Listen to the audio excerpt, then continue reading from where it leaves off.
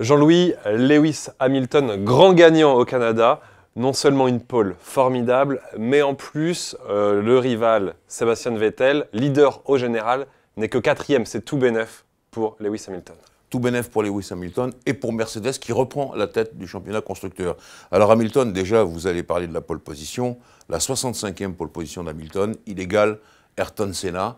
Et il y a eu ce moment extrêmement émouvant où la famille Senna lui a fait remettre un casque d'Ayrton, une réplique. Après, il a eu le casque, le vrai.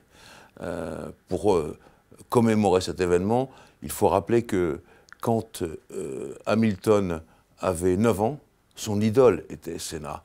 Et c'était quelque chose de très très émouvant, je le répète. Ensuite, il y a eu la course sans ennui. Il avait arraché une pole position absolument canon. Il a été chercher plus de 3 dixièmes, on ne sait pas comment. La course, il l'a menée de bout en bout sans histoire. On ne l'a même pas vu d'ailleurs, tellement il était devant en tête. C'est Vettel qu'on a vu.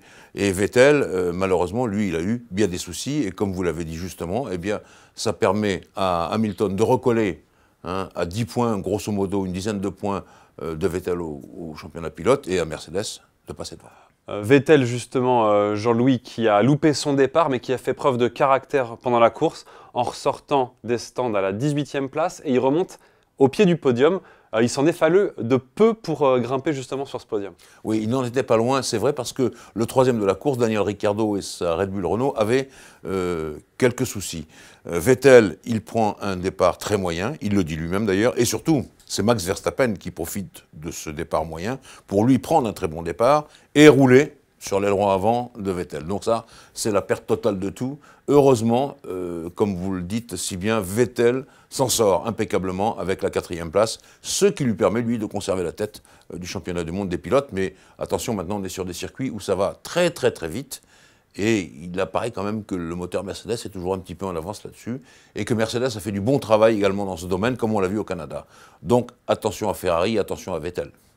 De ce Grand Prix du Canada, Jean-Louis, on retiendra également la très belle 6e place d'Esteban Ocon, même si ça a été tendu avec son équipier Sergio Pérez. Oui, alors là, bon, moi je ne suis pas pour les consignes d'équipe, laisse-le passer, il peut, il ne veut pas, etc. C'est vrai que Esteban Ocon paraissait être le plus vite par rapport à Sergio Pérez. C'est vrai que peut-être il aurait pu. Peut-être il aurait pu. En tout cas, ce qui est sûr, c'est qu'en donnant des ordres qui finalement ne sont pas passés, Force India perd tout.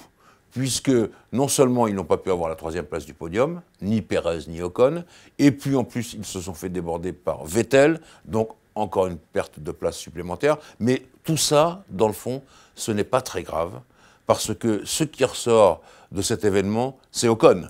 Ocon qui ressort grandi de tout cela. Il a conduit impeccablement, dans un rythme absolument formidable.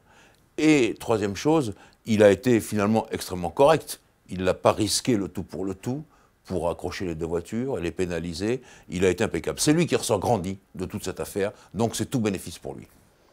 Moins flamboyant cette fois. Que dire de la manœuvre, Jean-Louis, de Carlos Sainz Jr. dans le premier tour? Et est-ce que 3 points de pénalité, c'est justifié pour la prochaine course?